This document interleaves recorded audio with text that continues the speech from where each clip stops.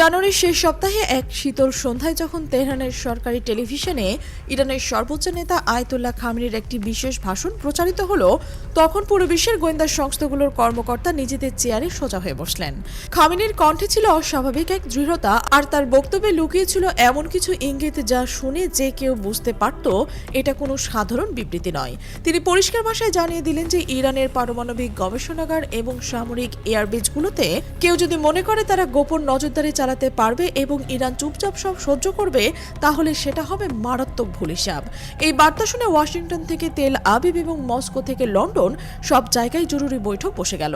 কারণটা খুবই স্পষ্ট ছিল, ইরান সাধারণত এমন সরাসরি এবং হুমকিপূর্ণ ভাষায় বার্তা দেয় না যদি না তাদের হাতে কোনো শক্ত প্রমাণ থাকে।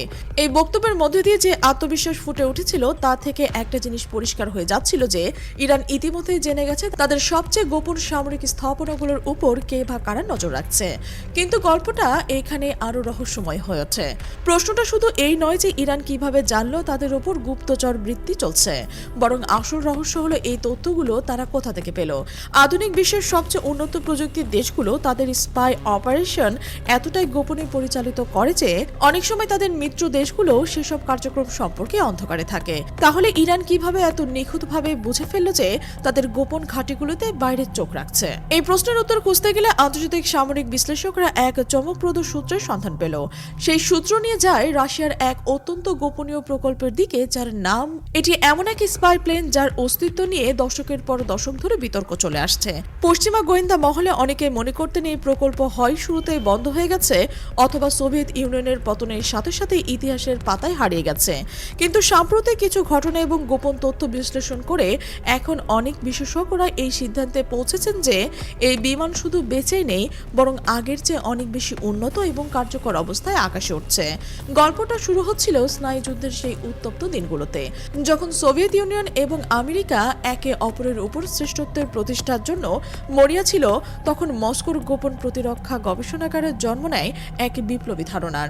সেই ধারণা ছিল এমন এক বিমান তৈরি করা যা শত্রুপক্ষের রাডার এড়িয়ে এত উঁচুতে উঠতে পারবে যে কোনো ক্ষেপণাস্ত্র বা যুদ্ধ বিমান তাকে ছুঁতে পারবে না। এই বিমানের কাজ হবে শত্রুদের ওপর দিয়ে নীরবে উড়ে যাওয়া এবং সবকিছু পর্যবেক্ষণ করা। প্রায় ৪৫ বছর আগে, যখন আজকের মতো উন্নত স্যাটেলাইট প্রযুক্তি ছিল না, তখন এই ধরনের একটা বিমান ছিল গোয়েন্দা তথ্য সংগ্রহের সবচেয়ে কার্যকর মাধ্যম।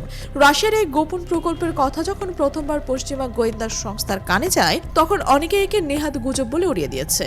তাদের যুক্তি ছিল এত উন্নত প্রযুক্তির একটা বিমান তৈরি করা তখনকার সময় প্রায় অসম্ভব। কিন্তু রাশিয়া যে কত গোপনীয়তার সাথে তাদের সামরিক প্রকল্পগুলো এগিয়ে নিয়ে যেতে পারে সেটা বিশ্ব একাধিকবার দেখেছে। যখন সবাই ভাবছিল এই প্রকল্প বুঝি আর এগোয়নি, তখন গোপনে একের পর এক পরীক্ষামূলক উড্ডয়নও সফল হচ্ছিল। উর্ডাটু নামের এই বিমানের সবচেয়ে বড় বৈশিষ্ট্য হলো এই অবিশ্বাস্য উচ্চতা ওড়ার ক্ষমতা। পৃথিবীর পৃষ্ঠ থেকে প্রায় ২৬ কিলোমিটার উপরে এই বিমান উঠতে পারে, যা সাধারণ যুদ্ধ বিমানের সর্বোচ্চ ক্ষমতার প্রায় দ্বিগুণ। এই অসাধারণ উচ্চতায় ওড়ার ফলে বেশিরভাগ প্রচলিত রাডার সিস্টেম এই বিমানকে শনাক্ত করতে ব্যর্থ হয়। এমনকি আধুনিক ক্ষেপণাস্ত্র প্রতিরক্ষা ব্যবস্থাও এত উঁচুতে টার্গেট লক করতে পারে না। আর যদিও বা কোনো উন্নত রাডার এই বিমানের উপস্থিতি টের পায়, তবুও এর বিশেষ আবরণের কারণে সেটা কোনো পাখি নাকি কোনো আবহাওয়া সংক্রান্ত ঘটনা তা আলাদা করা প্রায় অসম্ভব হয়ে পড়ে। এই বিমানে থাকা উন্নত ক্যামেরা এবং সেন্সর এত শক্তিশালী যে ২৪ কিলোমিটার উপর থেকেও মাটিতে একটা গাড়ির নম্বর প্লেট পড়া সম্ভব। শুধু তাই নয়, এতে রয়েছে ইলেকট্রনিক সিগন্যাল হাইপার সেন্সর যন্ত্র যা শত্রুপক্ষের সামরিক যোগাযোগ এবং রাডার সিগন্যাল ধরতে পারে। এখন প্রশ্ন হচ্ছে, এই বিমান এবং ইরানের সাথে সম্পর্ক কি? গত কয়েক বছরে রাশিয়া এবং ইরানের মধ্যে সামরিক সহযোগিতা রয়েছে গভীরে। ইউক্রেন যুদ্ধের পর থেকে যখন পশ্চিমা নিষেধাজ্ঞার কারণে রাশিয়া আন্তর্জাতিকভাবে বিচ্ছিন্ন হয়ে পড়েছিল, তখন ইরান তাদের পাশে দাঁড়িয়েছিল। বিনিময়ে রাশিয়া ইরানকে প্রদান করেছে কিছু উন্নত সামরিক প্রযুক্তি। গোয়েন্দা সূত্র অনুযায়ী এই সহযোগিতার অংশ হিসেবে রাশিয়া ইরানের সাথে শেয়ার করেছে উর্ডাটু স্পাই প্লেন থেকে সংগৃহীত তথ্য। কিন্তু বিশ্লেষকরা আরও এক ধাপ এগিয়ে দাবি করছে যে রাশিয়া হয়তো ইরানকে এই বিমান পরিচালনার প্রশিক্ষণও দিয়েছে, অথবা ইরানের আকাশ সীমানার ওপর নিয়মিত নজরদারি মিশন চালাচ্ছে এবং সেই তথ্য তেহরানের সাথে শেয়ার করছে। এখানে আরও একটা চমকপ্রদ বিষয় রয়েছে। যখনই রাশিয়ার প্রেসিডেন্ট ভ্লাদিমির পুতিন বিদেশ সফরে যায়, তখন তার সাথে যে বিশাল বিমান বহর যায় সেটা শুধু নিরাপত্তার জন্য নয়। সামরিক বিশেষজ্ঞদের মতে ওই বহরের মধ্যে লুকিয়ে থাকে এমন কিছু গোয়েন্দা বিমান যেগুলো পুরো পুরো এলাকার আকাশ সীমানা স্ক্যান করে থাকে এবং প্রতিটি সন্দেহভাজন কার্যকলাপ শনাক্ত করে। এই বিমানগুলো থেকে রিয়েল টাইমে তথ্য সংগ্রহ করে পুতিনের নিরাপত্তা দল জানতে পারে যে তাদের ভ্রমণ পথে কোনো হুমকি আছে কিনা। এই একই প্রযুক্তি এখন ব্যবহার করা হয় ইরানের স্বার্থ রক্ষায়। গত বছর যখন ইসরায়েল এবং ইরানের মধ্যে উত্তেজনা চরমে পৌঁছেছিল, তখন একটা ঘটনা অনেকের চোখ খুলে দিয়েছে। ইসরায়েলি বিমান হামলার পর ইরান আশ্চর্যজনক দ্রুততার মাধ্যমে গুরুত্বপূর্ণ স্থাপনাগুলো সরিয়ে ফেলেছিল এবং প্রতিরক্ষা ব্যবস্থা পুনর্বিন্যাস করেছিল। এটা ছিল প্রায় অসম্ভব যদি না তাদের হাতে আগে থেকে সুনির্দিষ্ট তথ্য থাকে যে কোথা থেকে হামলা আসবে এবং কোন স্থাপনাগুলোকে টার্গেট করা হবে। এখন ধারণা করা হচ্ছে যে উর্টাডু সেই সময় ইসরায়েলের আকাশ সীমানার কাছাকাছি টহল দিচ্ছিল এবং ইসরায়েলি বিমান বাহিনীর গতিপথ পর্যবেক্ষণ করছিল। এই বিমানের আরও একটি অসাধারণ বৈশিষ্ট্য হলো এই দীর্ঘ সময় আকাশে থাকার ক্ষমতা। সাধারণত যুদ্ধ বিমান যেখানে কয়েক ঘন্টা টহল দিতে পারে, সেখানে উর্টাডু একটানা প্রায় 20 ঘন্টা আকাশে থাকতে পারে। এর ফলে একটা নির্দিষ্ট এলাকার উপর দীর্ঘ সময় ধরে নজরদারি রাখা সম্ভব হয়। এই বিমানে থাকা জ্বালানির সাশ্রয়ী ইঞ্জিন এবং বিশেষ ডিজাইনের কারণে এটি খুব কম জ্বালানিতেই অনেক বেশি দূরত্ব অতিক্রম করতে পারে। আর যেহেতু এটি মানববিহীন অথবা সীমিত ক্রু নিয়ে চলতে পারে, তাই এর রক্ষণাবেক্ষণও খরচও তুলনামূলকভাবে কম। কিন্তু সবচেয়ে চিন্তার বিষয় হলো এই বিমানগুলো সম্ভবত আপগ্রেড করা হচ্ছে আধুনিক কৃত্রিম বুদ্ধিমত্তা এবং মেশিন লার্নিং প্রযুক্তি দিয়ে। এখন এই বিমানগুলো শুধু ছবি তুলতে পাঠায় না, বরং নিজেদের বিশ্লেষণ করতে পারে এবং কোন কার্যকলাপ স্বাভাবিক এবং কোনটা সন্দেহভাজন।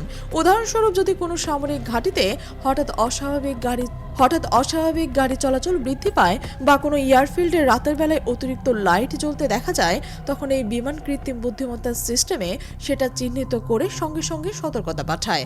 এখন প্রশ্ন আসতে পারে যে আধুনিক স্যাটেলাইট থাকতে এই ধরনের বিমানের দরকার বাকি। উত্তরটা বেশ জটিল।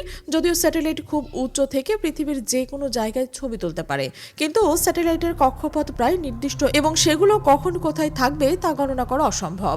ফলে যে কোনো দেশ তাদের সংবেদনশীল কার্যক্রম এমনভাবে পরিকল্পনা করতে পারে যাতে স্যাটেলাইট যখন তাদের উপর দিয়ে যায় তখন কিছু দেখা যায় না, কিন্তু একটা বিমান যে কোনো সময় যে কোনো জায়গায় হাজির হতে পারে এবং বেশি নমনীয় নজরদারি চালাতে পারে। তাছাড়া স্যাটেলাইট মেঘের নিচে দেখতে পারে না, কিন্তু একটা বিমান মেঘের উপর উড়ে পরিষ্কার ছবি তুলতে পারে। খামেনির সেই সতর্ক বার্তাগুলোর পর থেকে মধ্যপ্রাচ্যে একটা অদৃশ্য উত্তেজনা তৈরি হয়েছে। ইসরায়েল এবং আমেরিকা উভয় এখন তাদের গোয়েন্দা অপারেশনে আরও সাবধানে চালাচ্ছেন, কারণ তারা জানেন না ইরান আসলে কতটা জানে। এই অনিশ্চয়তাই হলো সবচেয়ে বড় অস্ত্র। যখন শত্রুপক্ষ জানে না যে তাদের গতিবিধি কতটা পর্যন্ত পর্যবেক্ষণ করা হচ্ছে, তখন তারা যে কোনো পদক্ষেপ নেওয়ার আগে 10 বার ভাবতে বাধ্য। আর ইরান এই মনস্তাত্ত্বিক সুবিধা পুরোপুরি কাজে লাগাচ্ছে। তবে সবচেয়ে বড় রহস্য এখনো অমীমাংসিত রয়ে গেছে। উর্টাডু আসলে কতগুলো আছে এবং সেগুলো কোথায় রাখা আছে তা কেউ নিশ্চিত করে বলতে পারছে না। কিছু গোয়েন্দা রিপোর্ট বলছে রাশিয়ার সাইবেরিয়ায় গভীরে কোনো এক গোপন এয়ারবেজে এই বিমানগুলো রক্ষিত রয়েছে। আবার কেউ কেউ দাবি করছে সিরিয়ার রাশিয়ার সামরিক ঘাঁটি থেকেও এই বিমান উঠছে। যদি সত্যি সিরিয়া থেকে ওড়ানো হয়, তবে পুরো মধ্যপ্রাচ্য তার নজরদারি আওতায় আসবে। ইসরায়েল থেকে শুরু করে সৌদি আরব, আমেরিকা, ইয়েমেন সবকিছুই দেখা সম্ভব হবে। এই পুরো পরিস্থিতি একটা নতুন গোয়েন্দা যুদ্ধের সূচনা করেছে, যেখানে প্রচলিত ধারণাগুলো আর কাজ করছে না। যে দেশগুলো মনে করত তাদের আকাশ সীমানায় সম্পূর্ণ সুরক্ষিত, তারা এখন বুঝতে পারছে যে তাদের উপর সব সময় কারো না কারো চোখ পড়ছে এবং সেই চোখ এতটা উঁচু যে তাদের সবচেয়ে উন্নত প্রতিরক্ষা ব্যবস্থাও সেখানে পৌঁছতে পারছে না। এটা এক ধরনের অসহায়ত্ব তৈরি করছে, যা আধুনিক যুদ্ধের কৌশল বদলে দিচ্ছে। আজকের এই অত্যাধুনিক প্রযুক্তির যুগে যখন সবাই স্যাটেলাইট এবং ড্রোনের কথা ভাবছে, তখন একটা পুরনো ধারণা বিমান হয়তো নতুন করে নিয়ম বদলাচ্ছে। উর্টাডু যদি সত্যি কার্যকর থাকে এবং ইরান যদি তার সুবিধা পাচ্ছে, তাহলে আগামী দিনের মধ্যপ্রাচ্যের রাজনীতি অনেক বেশি জটিল হয়ে উঠবে। কারণ তথ্যই হলো ক্ষমতা, আর যার কাছে সবচেয়ে ভালো তথ্য আছে সেই যুদ্ধে জিতবে। আর এই মুহূর্তে মনে হচ্ছে ইরান তথ্য যুদ্ধে সবচেয়ে ভালো অবস্থানে রয়েছে, যার পেছনে রয়েছে রাশিয়ার সেই রহস্যময় আকাশচারীর চোখ।